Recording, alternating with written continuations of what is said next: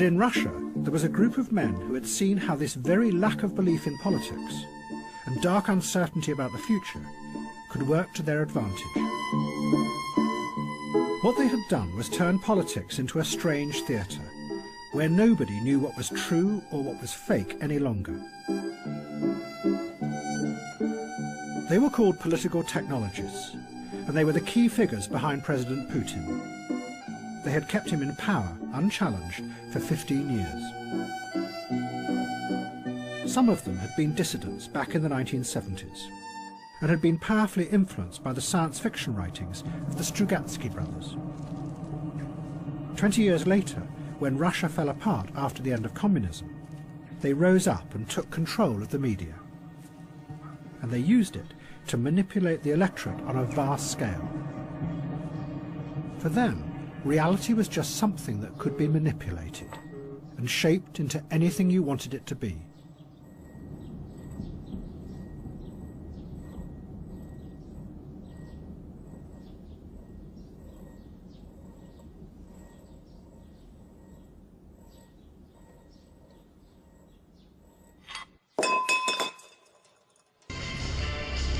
But then a technologist emerged who went much further, and his ideas would become central to Putin's grip on power. He was called Vladislav Surkov. Surkov came originally from the theatre world, and those who have studied his career say that what he did was take avant-garde ideas from the theatre and bring them into the heart of politics. Surkov's aim was not just to manipulate people, but to go deeper and play with and undermine their very perception of the world, so they are never sure what is really happening.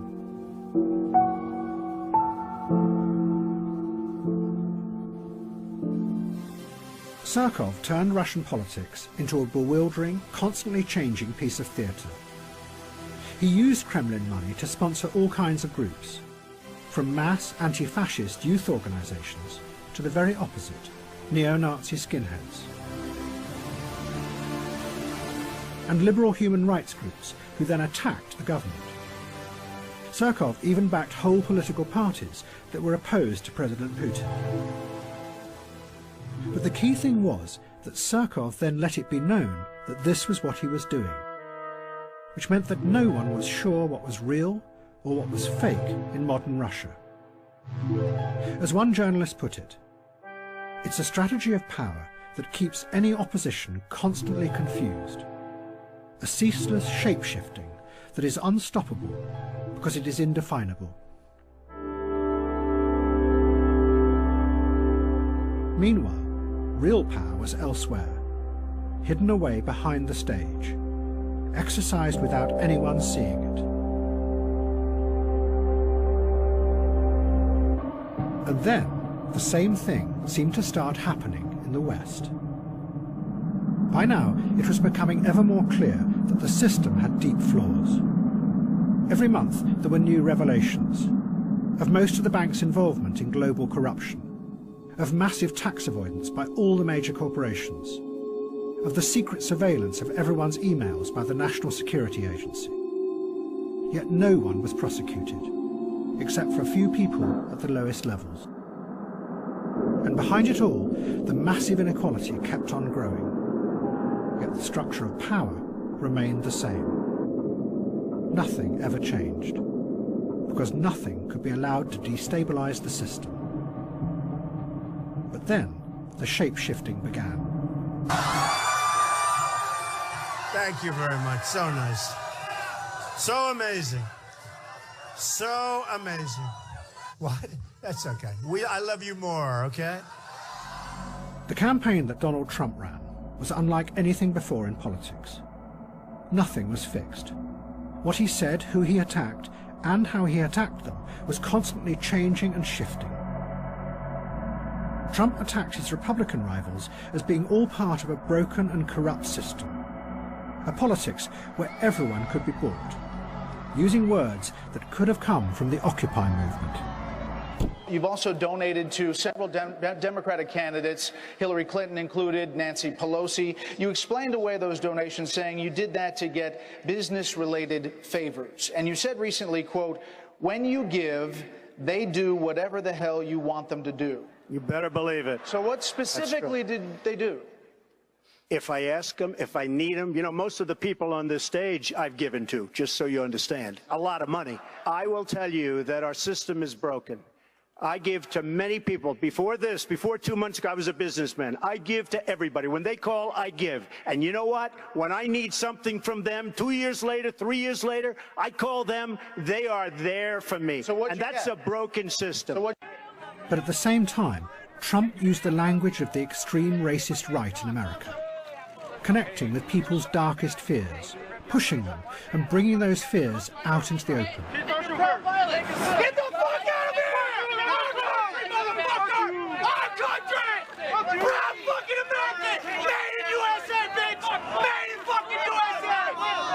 Don't fucking cook my burrito, bitch! Don't fucking make my tortilla, motherfucker! And build that fucking wall for me! Trump! I love Trump! Fuck you! I love my country! Yeah! I'll fuck like at least 10 of you up in one fucking scene, you fucking pussy! Come on! Many of the facts that Trump asserted were also completely untrue. But Trump didn't care.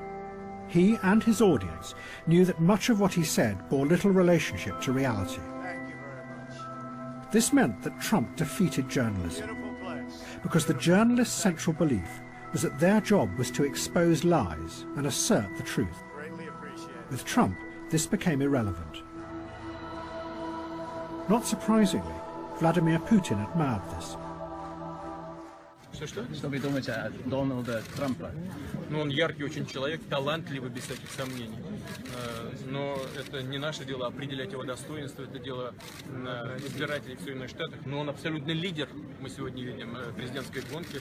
Он говорит о том, что хочет перейти к другому уровню отношений, более плотному, глубокому уровню отношений с Россией. Ну, разве мы можем это не приветствовать? Конечно, мы это приветствуем. Все, что касается внутриполитических вещей, его обороты речи, что он использует для повышения своей популярности, повторяю еще раз, это не наше дело оценивать эту его работу.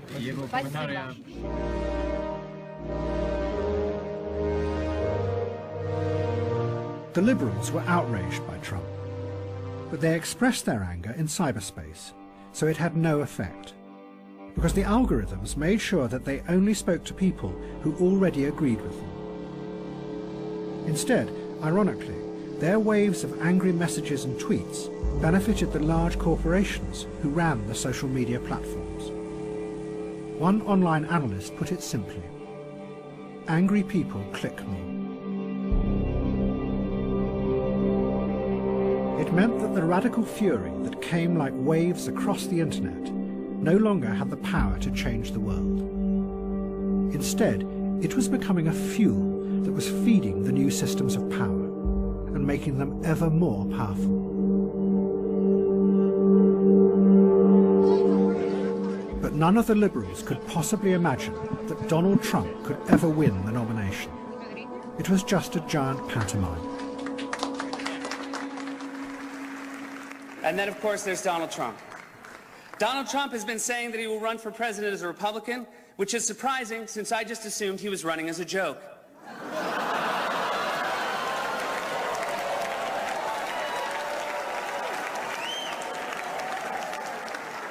Donald Trump often appears on Fox, which is ironic because a fox often appears on Donald Trump's head.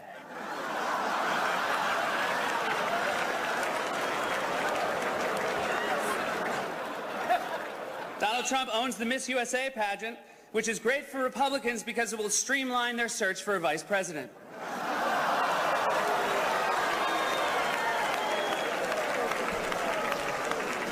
Donald Trump said recently he has a great relationship with the blacks, though unless the blacks are a family of white people, I bet he's mistaken.